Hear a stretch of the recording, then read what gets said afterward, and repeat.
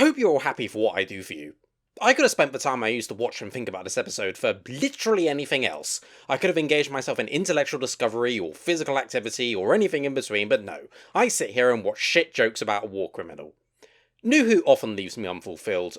Rarely does it do it to the extent that I feel like I've actually lost something by watching. An episode where idiotic and tired ideas combine with unfunny and laughably shallow storytelling to result in a mess where the only hope that inspires is that the Scavox Blitzer will turn on all its weapons and blast everyone into infinity. Cruel, but at least the episode would be over, and sometimes you have to make these sacrifices. And yet, this is maybe only like the 5th worst episode of Series 8. In case you haven't heard me say so before, I don't like Series 8. It is one actually very good episode, a lot of mediocre ones, and then some truly awful experiences, such as the very next episode after this one, Kill the Moon, which I believe I described as the worst televised piece of Doctor Who ever made, which hopefully gets the message across. This episode is not that bad, but only because literally nothing ever could be, unless we watch 45 minutes of the Doctor scraping the dead skin off his feet or something like that. That lovely comparison aside, this episode is pretty awful, and if you want to know why without watching a 20-minute or so video, I'll just give you the short version. It's not funny, the characters are all arseholes, the character arcs are basic and shallow, the whole premise is a tired cliche, there's an undercurrent of racism from clueless white writers, and oh yeah, it's not funny. NuWho very rarely succeeds when it tries to go for comedy, and the few instances in which it has managed to have been very, very far away from the Moffat era, and this episode is exhibit fucking A in why that's the case. Combine a pathetically ineffective drama and the Doctor being a racist arsehole, and well, you get an episode that fails on pretty much every metric. But look on the bright side, at least it's better than Kill the Moon. Nobody can ever take that away from it. Anyway, I'll start with a production, and as happens with some frequency, the engine rooms of a bad Doctor Who episode are not where the problems lie. This episode was directed by Paul Murphy, another of those single-block directors that seem pretty common in this era. His other episode was Robot of Sherwood, so it seems on first glance that with this episode and that one he was batting a pretty fucking low average, to put it mildly, but based on his work here, I don't think that's his fault. I think he actually does a fairly good job here. It's a more dynamic directing job than usual, and while this sometimes veers into over-the-top and cheesy, the pre-title sequence being the most obvious example of this, most of the time it does add a bit of momentum and dynamism to the episode that does it some good, and makes scenes that are total idiocy on paper have a bit of excitement to them. The first time the Doctor and Clara are facing off against the Scavox Blitzer, such a stupid name anyway. The first time they're doing that and we see Danny picking up the MacGuffins as we go is actually put together in a pretty tense way, which would be even more effective if I didn't loathe every single one of these people and were rooting for the Blitzer out of principle, but never mind. His shot choices are very effective a lot of the time, and yeah, overall I think he does a good job here. He saves the episode from even further depths of awfulness. It's a shame the script couldn't have been done with the same effort, but never mind. The rest of the production is a mixed bag. On the one hand, props to the location scouters for finding the school they used for Coal Hill here, because I think it's actually a very effective setting, and there's a few great dynamic locations that help Murphy put his shots together well. On the other, the Blitzer looks pretty silly and unconvincing. I get this was clearly meant to be a cheap episode, shame that extended to the script as well, but I think part of the problem was that it felt over-engineered, I guess. Like a simpler design might have worked a bit better, but as it is, it looks like a bloke in a cheap, cheesy robot costume that harks back to the classic series in a bad way. Because this was a cheap episode, there's not actually much to talk about production-wise, apart from one thing, and look, I really don't actually have it in for Murray Gold, I promise you. There are plenty of episodes where he does really well, and we just keep coming across the ones where he doesn't, and oh god, if there's one thing that is so not in his wheelhouse, it's wacky comedy antics. The music takes comedy that's already not funny and just gives it a farcical atmosphere that absolutely does not work. It just makes it sound like the episode is parodying itself. I think that when Gold doesn't really know how to do it, it very much shows, and here is no exception. Oh, it's just so bad, and it wouldn't even fit if it had been effective comedy. Which, you know, it isn't. You get the idea. Anyway, the scripts. This episode was a collaborative job between Stephen Moffat and Gareth Roberts. Roberts, you might recall, has in recent years been pretty much ostracised from the respectable parts of the Doctor Who community for his transphobic behaviour, but he always had a bit of reputation of a bit of an arsehole, and this went into it back before even NuWho was on the air, as far as I'm aware. There are rumours this is where things finally snapped and Peter Capaldi of all people lost patience with him on the set of the episode. It's unsubstantiated, but Roberts never returned after this episode, and this would certainly make sense as to why. And just to say it, Capaldi clearly is not comfortable with this performance, so the fact that he was not happy with Roberts and the script in general, it does sort of make sense.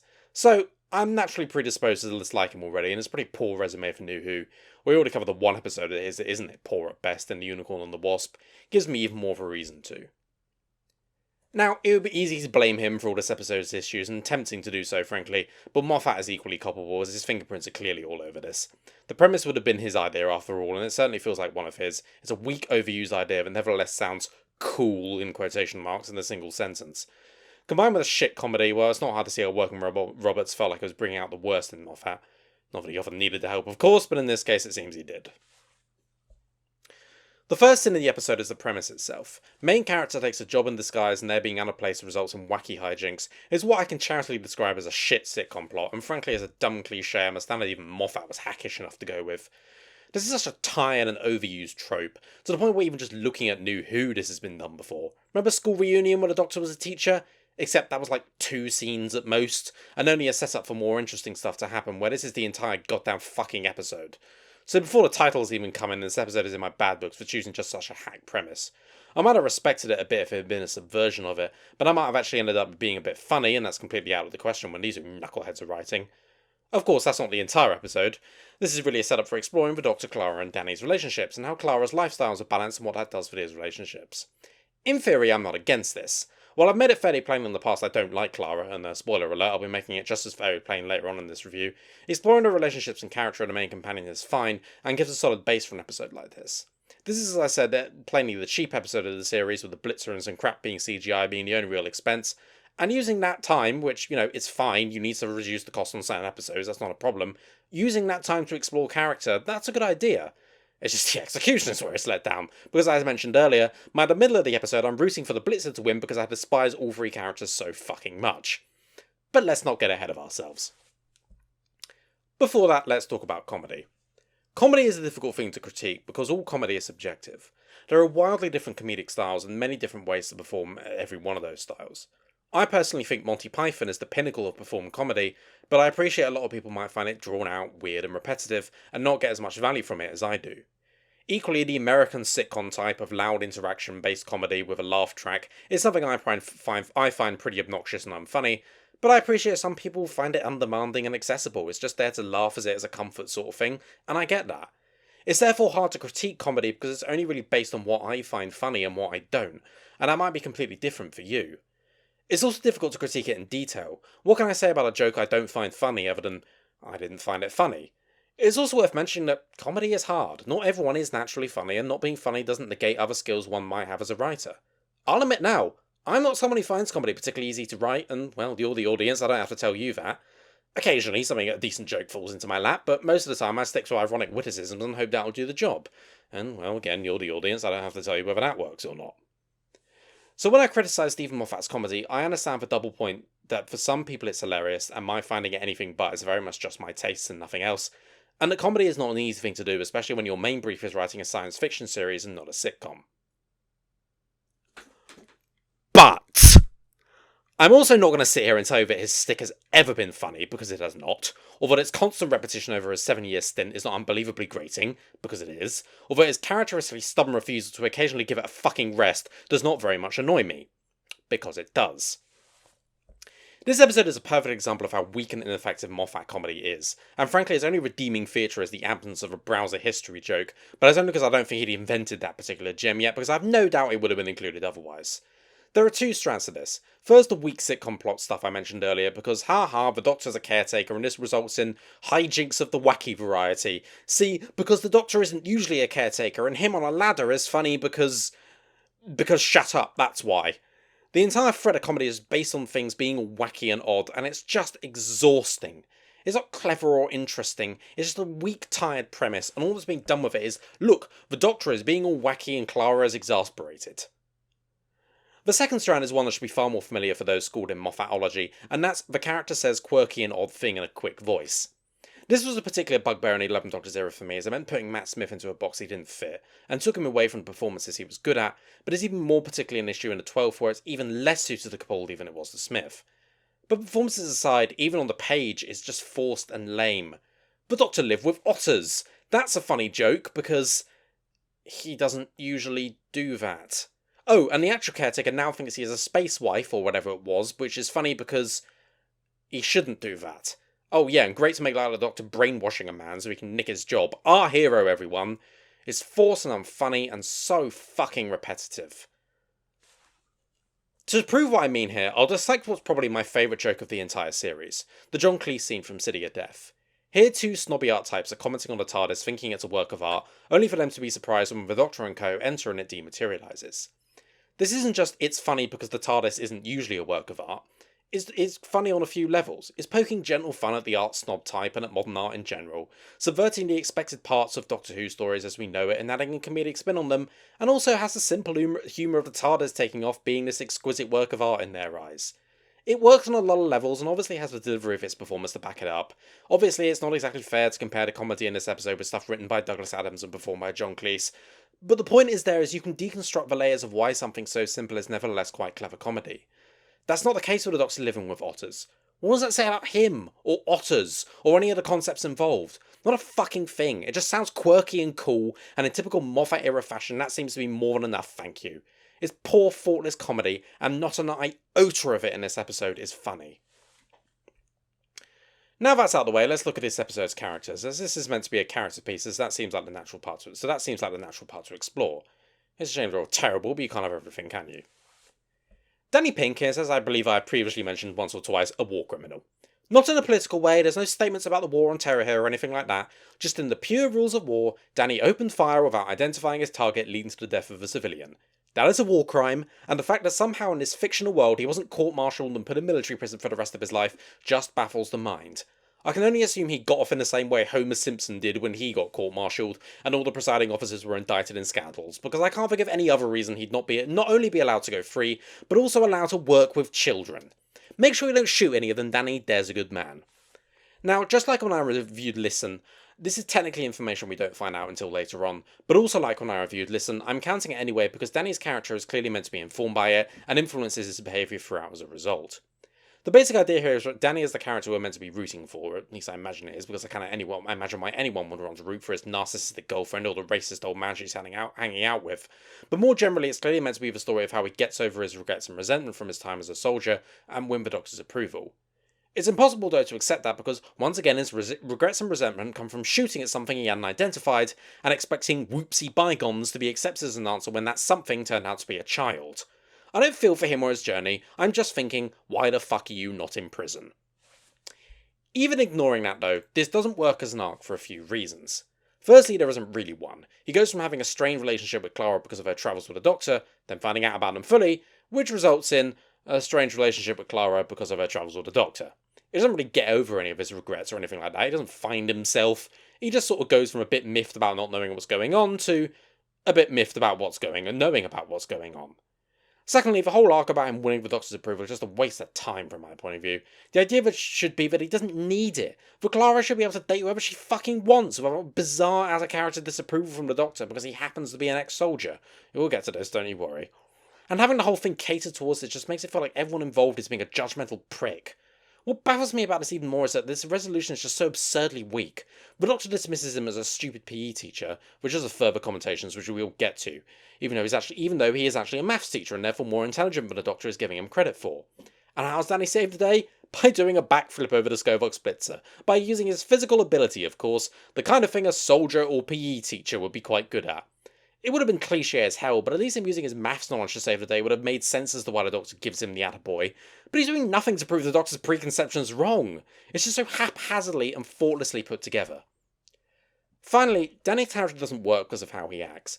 I question why he even gives a shit about the Doctor, frankly, because I don't see why there's any reason other to than the Doctor's association with Clara, but I don't get a sense of anything like jealousy that would actually drive his character arc. He just gets pissed off at the Doctor because the Doctor's being an arsehole to him. Which he is, but it's not really enough to inform Danny's character arc in an effective way. He also comes out with some utter tosh about the Doctor being some general or something like that, and how we can tell. I have no fucking idea how he's coming to that conclusion, frankly, unless he happens to have watched the television series Doctor Who and he knows his past. But whatever, it wouldn't be the Moffat hour without some shoehorned in character stuff that doesn't make sense. As I'm now going to talk about the Doctor in this episode, it's perhaps time to discuss some of the stuff I mentioned about the unfortunate implications of some of the material here. Now, I want to make it clear I don't think any of this was intentional, even with Roberts we can probably rule that out, but there's some racist connotation to some of the interactions between Doctor and Danny in this episode that I'm a bit staggered nobody saw and realised. The Doctor deciding that the maths teacher must actually be a stupid PE teacher and that guy happens to be black? Yeah, unfortunately it does carry the connotation of old racist guy here, and is very much not what I wanted the Doctor to be, to put it mildly. Yeah, I know the intention, but it's because he's a soldier, which is another bit of idiocy I'll get to. But yeah, I'm sorry, the idea that he's telling the black guy he can't be a maths teacher because he isn't smart enough, it just very much sets off the alarm bells in my head in that way. Oh yeah, and the Doctor also decides to assume that Clara must be dating the nerdy white guy, and actually shocked when he reveals it's Danny instead, because, well, she couldn't be dating the black man, could she? Again, I know this was not the intention, but the unintended implications of it are pretty fucking clear if you ask me. Oh, and it really doesn't help, but in another scene the Doctor talks to Courtney, yeah, remember her from Kill the Moon, and makes a joke about her going shoplifting. Yeah, I cannot imagine the mind that looks at the scene of the old white man telling the black child she's a shoplifter, and decided this was comedic genius and not blatant racism. So yeah, it adds quite an uncomfortable and vile veneer for the Doctor's already arseholish behaviour in this story. What arseholish behaviour? Well, I'm glad you asked.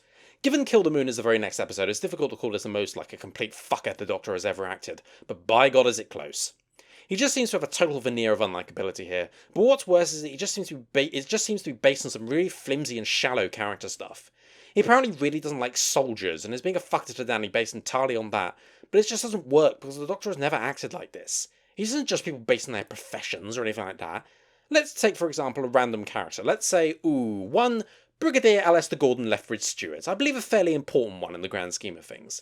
The Doctor's relationship with the Brigadier was often frayed, and there was much about his methods he disapproved of, but he didn't judge him just based on the fact he was a soldier, he judged him on his actions.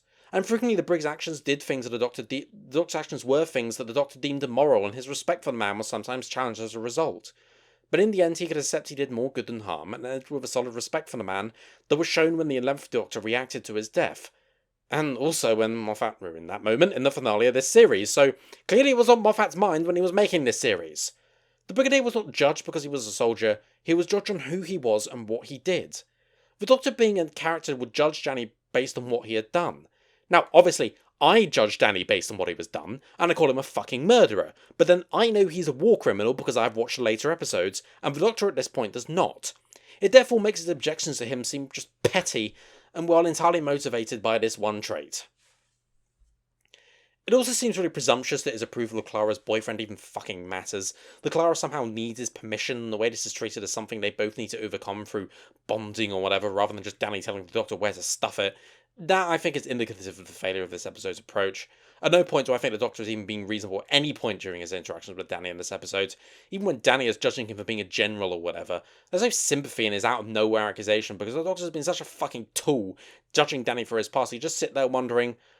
Well, frankly, I sit there wondering when the Scovux Blitzer is going to activate his Destroy the World setting. It wouldn't be pretty, but at least it would have ended the episode a bit sooner. What makes this all the worse is that at no point would the Doctor actually get called out for acting such a prick here. Clara gets all miffed with him about it, but once the Blitzer has been turned into scrap metal, everyone just goes around patting themselves on the back and deciding they'll all be friends after all. Oh, and the Doctor says, "Oh, I just wanted to make sure he was good enough for you, Clara," which is such an unbelievably lame sitcom line, and something that was at no point borne out in the episode through his actions, but how else are we going to put a cap on the shit character arc other than their shit ending? At no point does he face any consequences of acting like a bellend. Oh well, just on with the show and Danny will say bygones, but then again, that's probably something he should be doing given the whole shooting a child thing. Which neatly brings us on to Emperor Oswald, first of her name, who is in typical insufferable form this week. Now, obviously I do not like this character, I've made that pretty clear in the past, and I've explained why in general before, so I won't repeat myself too much, but in this episode she really just puts a cap on the whole revolving arseholeness that pervades the whole thing. First, the one thing that really, really grates me about her is the little one-liners at the Doctor's expense, which she just says to reinforce how much better she thinks she is than him. What's that? It's a scanner. I'm scanning. Why do I keep you around? Because the alternative would be developing a conscience of your own. Oh, fuck you, Clara. Of course he has a fucking conscience. Just because he occasionally disagrees with you doesn't mean he doesn't. And I know the next episode is Kill the Moon, where he does lose that conscience, which does hurt my point a bit, but overall I think it stands. It's just these little niggles to show how much she looks down on the Doctor, which annoy me so much. It really does just give her this vibe of total arrogance. So how else does she irritate me this time around? Well, she shoots Danny like crap, naturally. She doesn't bother defending him from the Doctor's attacks, really. At some point I've expected her to snap and tell the Doctor to stop yelling at him for offering perfectly reasonable suggestions, like, we should evacuate the school full of children away from the murder robot, but no, Danny should shut up as far as she's concerned, because he's like invading her pitch or something. Whereas he should actually shut up because he's a war criminal, but I do not want to be that stick anymore. I lie, I do, but I won't. Anyway, it's just the way Clara treats him, like he's basically just her side hustle, instead of a relationship she's supposed to be committed to. The episode acts like she needs to find the right way of balancing these lives, but that is an idea with potential, but it's ruined because Clara treats it as a completely non-negotiable thing. There's no real resolution either. It's balanced because she had a chat with Danny, and not really how she's going to manage to commit to a relationship while also doing her travels with the Doctor. That does remain unresolved, and it remains unresolved because there wasn't really an arc for it. Her interactions with the Doctor throughout belie just how toxic this Doctor-companion relationship could be as well. Naturally, she's annoyed, but the Doctor turns up as the caretaker, and the Doctor takes a while to tell her the threat because, oh, it's this script, so it's probably because he's being an arsehole, but let's be charitable and say it might be because she might start acting rationally and putting people in danger given the setting. Well, obviously she's not taking that for an answer, so she spends the entire rest of the episode making things worse, because of course she does. Her getting involved is what makes the Doctor's job a lot harder. Now, I want to make it clear here, I think the Doctor's plan is pretty bloody stupid and only exists for the sitcom plot, but he makes it pretty bloody clear he neither needs nor wants her help, and the reason should be obvious as I said. She is a school teacher and her first responsibility is the safety of her pupils, not gallivanting off after the Doctor so she can have an excitement trip. Now, as usual, exploring this might be interesting and showing how Clara needs to rein in this part of her life when it's necessary, both for her commitment to her relationship and for reasons related to her job and the safety of the children she's supposed to be looking after, but that would require Clara occasionally not being the centre of attention and maybe even sometimes being wrong, things which are both completely unacceptable, so here we are. Anyway, there's the characters. I'll just briefly touch on a few other things before we wrap up, because frankly I feel like I'm done here. The sole bit of credit I'll give the script is that the pacing's not bad. It never feels like it's going too slowly or too quickly, and actually fits the 45-minute format pretty well. But where this is let down is the structure. It doesn't feel like it flows naturally, it just goes from a scene of either yakking or wacky hijinks to another scene of wacky hijinks or yakking. The character stuff ruins it already, but it'd be more tolerable than it was if there was less the feeling that the plot was smartly progressing and there was a mystery being unravelled and solved. It would at least be a bit more watchable, but the entire thing just feels disjointed. The Blitzer plot could have been interesting, but falls flat because the Doctor's involvement makes no sense, and the mystery is just completely ruined from the get-go.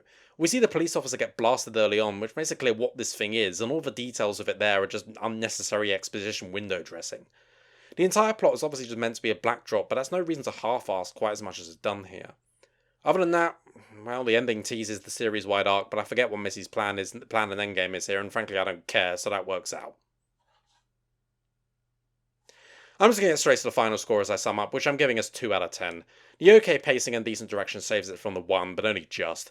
The stupid sitcom premise already starts at disadvantage, the bad comedy sinks it further, and the character stuff buries it. And it's just odd because I'm not really sure what the approach was here. All these characters acting like complete pricks to each other while shit sitcom comedy goes on, and a half-baked plot surrounds it. What was the objective? What was the point of this episode? What were we trying to achieve? Was it meant to be a character drama? Well, the character stuff involves these people being such arses. Wasn't meant to be a comedy, but then it's so fucking unfunny. It just feels like the whole thing is without any real direction or drive, which it might well be its biggest sin. It doesn't feel like it's in aid of anything. There's not really a purpose to it other than to fill in episode slot, and well, even some of the weaker episodes of this series didn't have that problem. Hell, even Kill the Moon, as god-awful as it was, it had a purpose. It was to provide its political message and to provide the setups for the later mini-character arc between the Doctor and Clara. It was dreadful, but it was there. I just don't see it here. I guess you could say it's supposed to be part of the Danny plot, but it doesn't really fit in. There's no real resolution to the arc that's brought up in this episode, due to all the interactions here. They just sort of stop because the script says so, and what else is left? And all we're left with is the unfunny comedy and the bad characters, so when all that's there, well, it means I judge it on that, and the judgment ain't good. Anyway, to prove I can be a fair man, the next NuWho review will be of the episode of Series A I think is actually very good. Yes, it'll be Mummy on the Orient Express. That'll be in 4 weeks' time, but firstly back to Classic Who in 2 weeks' time to ask one of the most important and immortal questions. Is there anything more useless than a lock with a voice imprint?